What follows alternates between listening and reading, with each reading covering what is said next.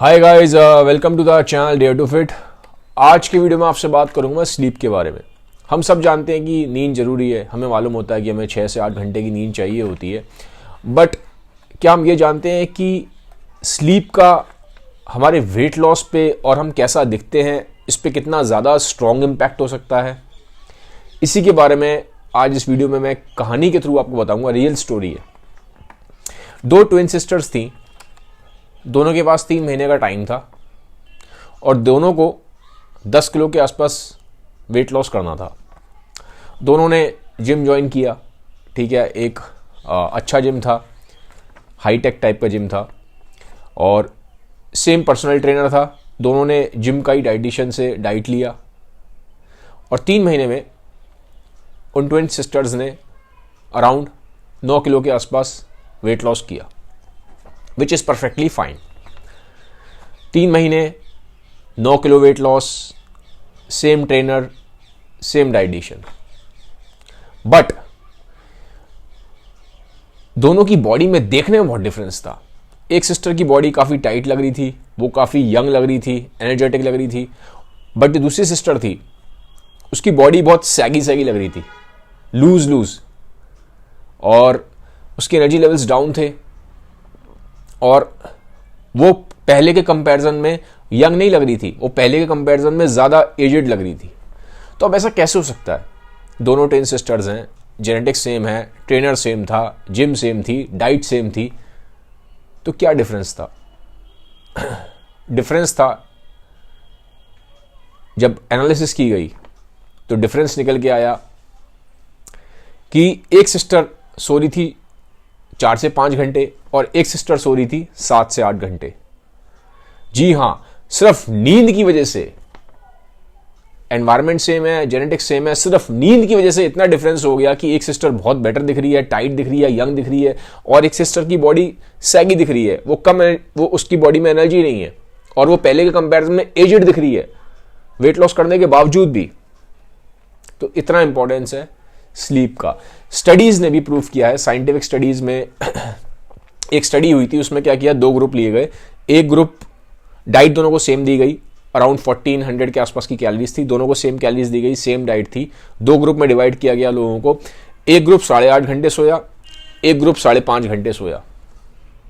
Weight loss दोनों ने same किया, लेकिन जो 8.5 घंटे सोया ना, उसने फैट लॉस बहुत ज्यादा किया और उसका मसल लॉस बहुत कम हुआ। लेकिन जो 5.5 घंटे ग्रुप सोया ना, उसका मेजॉरिटी ऑफ जो वेट लॉस हुआ वो मसल लॉस हुआ और फैट लॉस बहुत कम हुआ।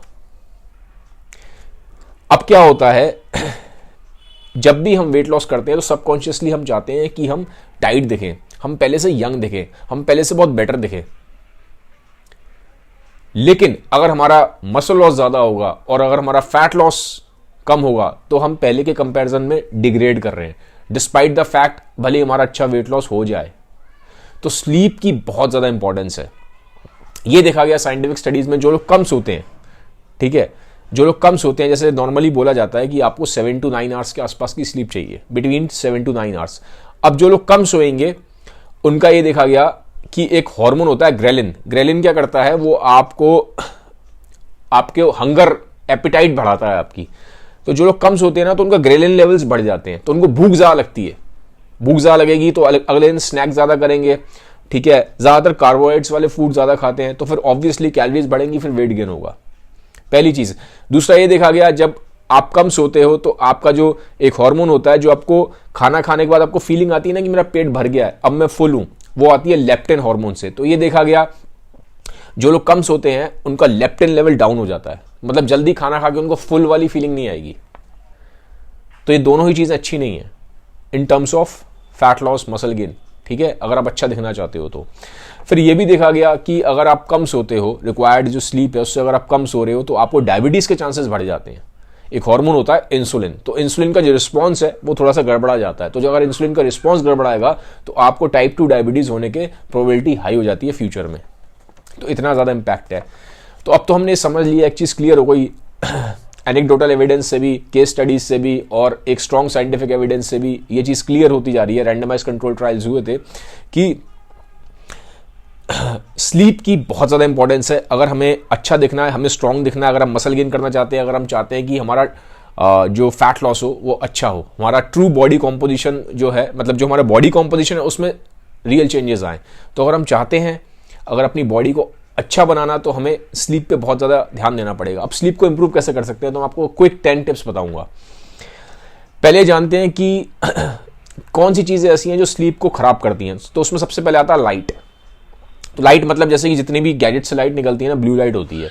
तो आप सोने से 1-2 घंटा पहले सारे मोबाइल्स हो, आईपैड्स हो, ठीक है, जितना भी टीवी है, इन सबको स्विच ऑफ कर दो सोने से 1 से 2 घंटा पहले।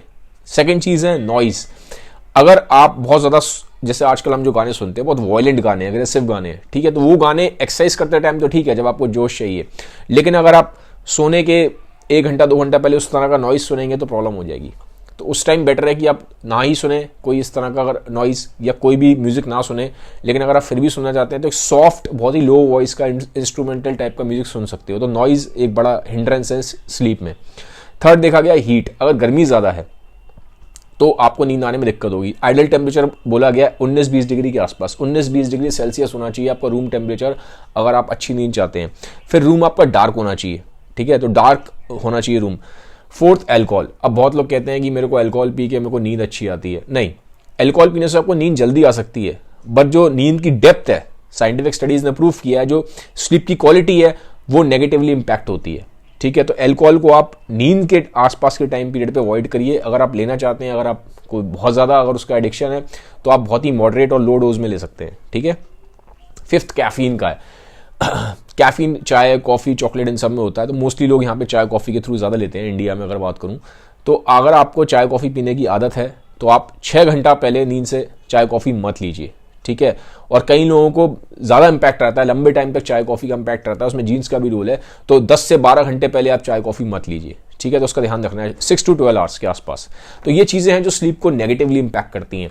अब कौन सी चीज़ें ऐसी हैं जिससे स्लीप हम इंप्रूव कर सकते हैं? पहली चीज़ है एक्सरसाइज। एक्सरसाइज करने से जो लोग अच्छी एक्सरसाइज करते हैं उनको नींद अच्छी आती है, बट ये ध्यान रखना ज़रूरी है कि स्लीप टाइम के आसपास आप एक्सरसाइज मत करिएगा। क्योंकि अगर आप सोने के टाइम, जैसे मान लो शाम को 7 बजे के बाद या 8 बजे के बाद अगर आप एक्सरसाइज करते हो, एक्सरसाइज करने के बाद क्या होता है, बॉडी में ना एड्रेनलिन लेवल्स बढ़ जाते हैं। एड्रेनलिन एक हार्मोन है, वो आपको बॉडी को ना एक्शन के लिए वो करता है, पुश करता है। तो अगर आपकी बॉडी अगर आपकी ऐसी स्टेट में है कि वो एक्शन वाली स्टेट में आ रही है, तो आपको नींद आने में दिक्कत होगी, ठीक है। तो एक्सरसाइज को कोशिश करिएगा शाम को 7 बजे से पहले पहले करिए।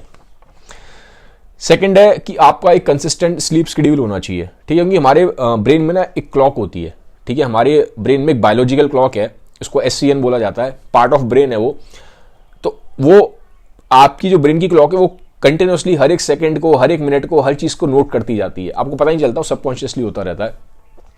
तो आपको कोशिश करना है कि आपको इस कंसिस्टेंट स्लीप शेड्यूल बनाना है। मतलब जैसे अगर आप रात को 10 बजे सोते हो और सुबह 6 बजे उठते हो, तो नेक्स्ट डे भी आपको यही करना है। ये नहीं कि एक दिन 10 बजे सो रहे हो, एक दिन 2 बजे सो रहे हो, एक दिन 4 बजे सो रहे हो, दिस इज रॉन्ग, ठीक है। कंसिस्टेंट होना चाहिए। जिस टाइम पे सोते हो उसी टाइम पे सोना है रोज, जिस टाइम पे उठते हो उसी टाइम पे उठना है रोज। क्योंकि आप अपनी जो आपकी बायोलॉजिकल क्लॉक है ना, उसके हिसाब से सेट है, ठीक है। आइडियली ये बोला जाता है जल्दी सोओगे जल्दी उठोगे, थोड़ा सा वो बेटर है, क्योंकि आप नेचर की सर्केडियन रिदम के साथ मैच कर रहे हो, ठीक है। फिर होता है थर्ड, एक होता है मेलाटोनिन। मेलाटोनिन क्या एक स्लीप हार्मोन है, हमारी बॉडी नेचुरली प्रोड्यूस करती है। लेकिन जैसे जैसे हमारी एज होती है तो थोड़ा सा हमारा डिस्टर्बेंस आने स्टार्ट हो जाते हैं।